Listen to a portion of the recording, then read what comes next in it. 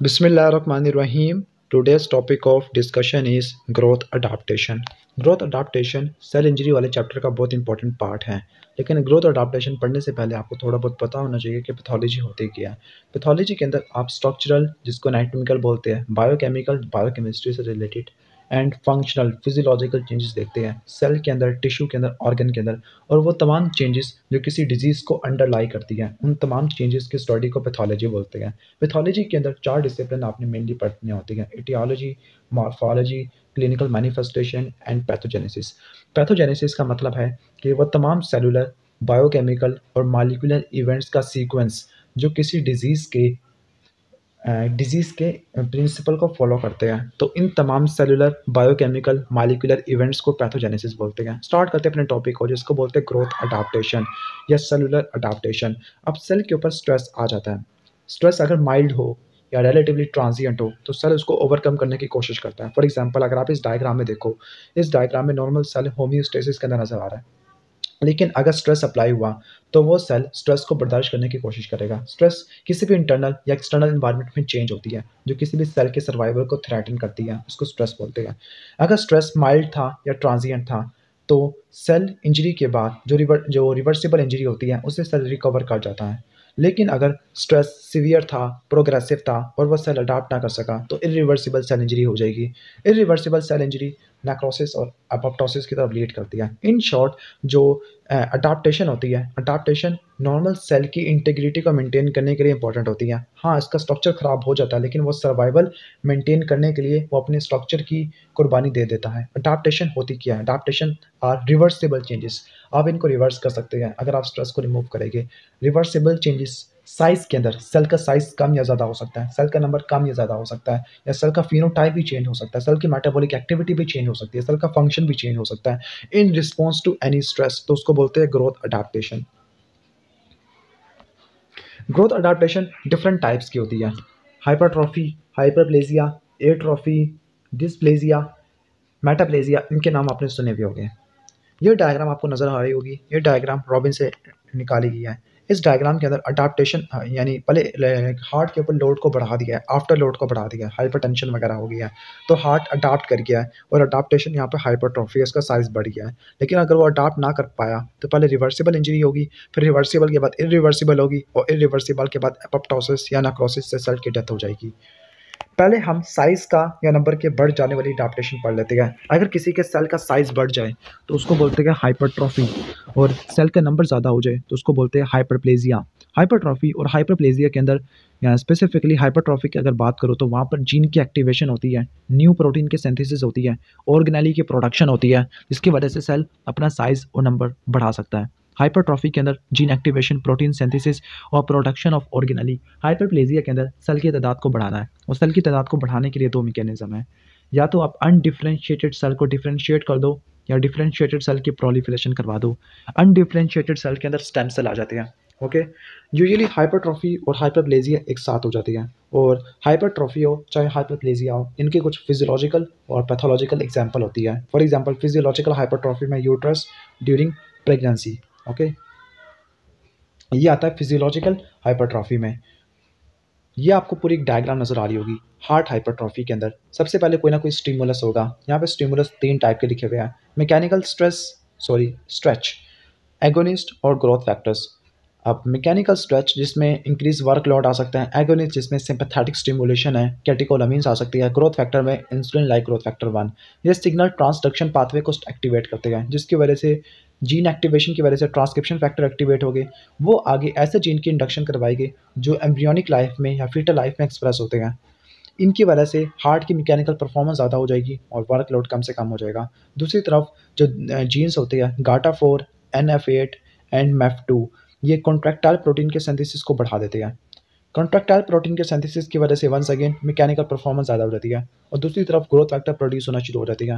ये growth factor इसी cycle को बार बार स्टिमुलेट करवा देंगे, जिसको हम कहेंगे पॉजिटिव फीडबैक साइकिल या विशियस साइकिल।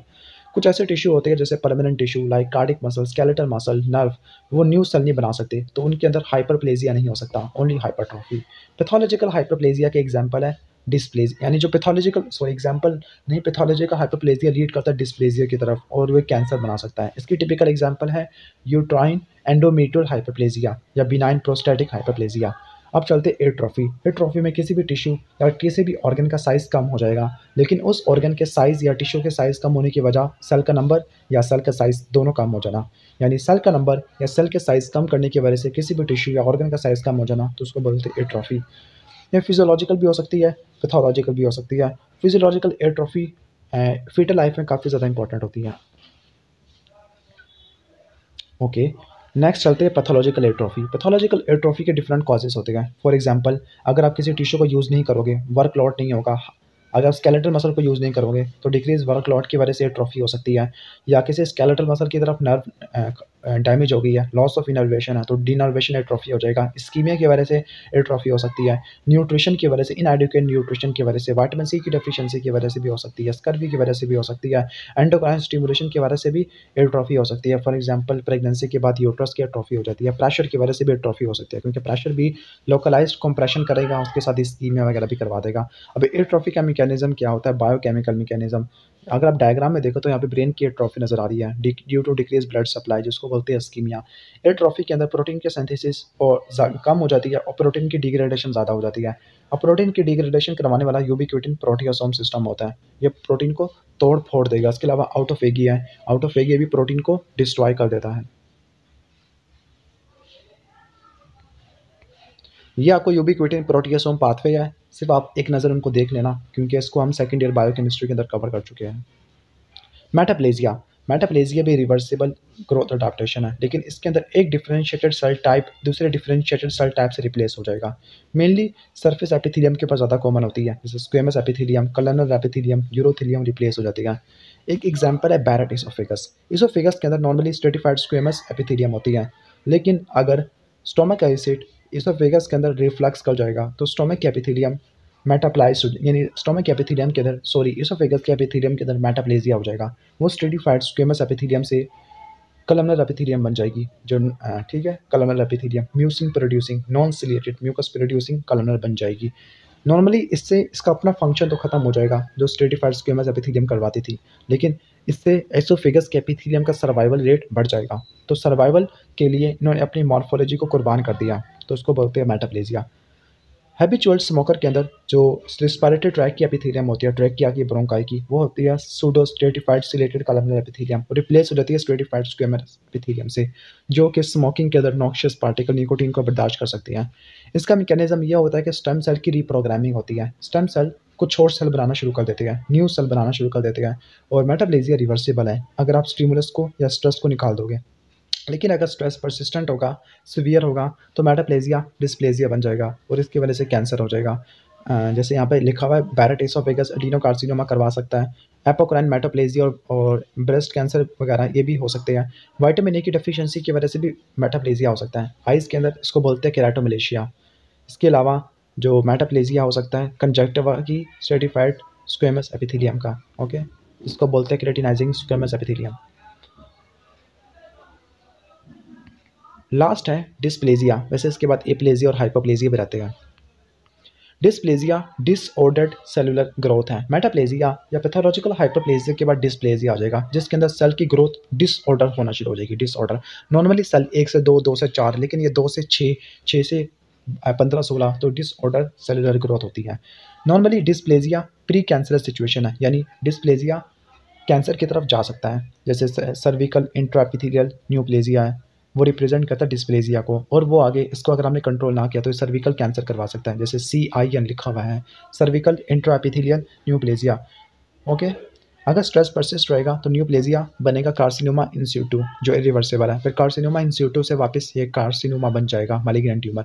लास्ट है एप्लेजिया हाइपोप्लेजिया। एप्लेजिया मतलब है सेल की प्रोडक्शन फेल हो गई है during embryogenesis, for example unilateral renal agenesis, ठीक है, जिसकी वजह से एक किडनी एब्सेंट हो जाती है। हाइपोप्लेजिया सेल की प्रोडक्शन कम हो जाती है, लेकिन अगर सेल की प्रोडक्शन पूरी खत्म हो जाए तो उसको एप्लेजिया, लेकिन डिक्रीज हो जाए तो उसको हाइपोप्लेजिया बोलते हैं। जिस तरह रीनल हाइपोप्लेजिया है या टर्नर सिंड्रोम के अंदर ओवरी स्ट्रेक होती है। ये सारा मटेरियल हमने मेडिकल नोट्स वाली ऐप से डिराइव किया गया है और ये फेयर यूज़ के लिए हमने यूज़ किया, ठीक है। तो अगर आपको ये नोट्स चाहिए तो आपने डिस्क्रिप्शन में जाना है, वहाँ पे लिंक है, या आप सीधा प्ले स्टोर पर जाके मेडिकल स्टूडेंट नोट्स वाली ऐप डाउनलोड कर सकते हैं। वीडियो अच्छी लगी हो तो उसको लाइक कर देना, चैनल पर नए हो तो सब्सक्राइब कर देना। Thanks for watching this video. अल्लाह हाफिज़।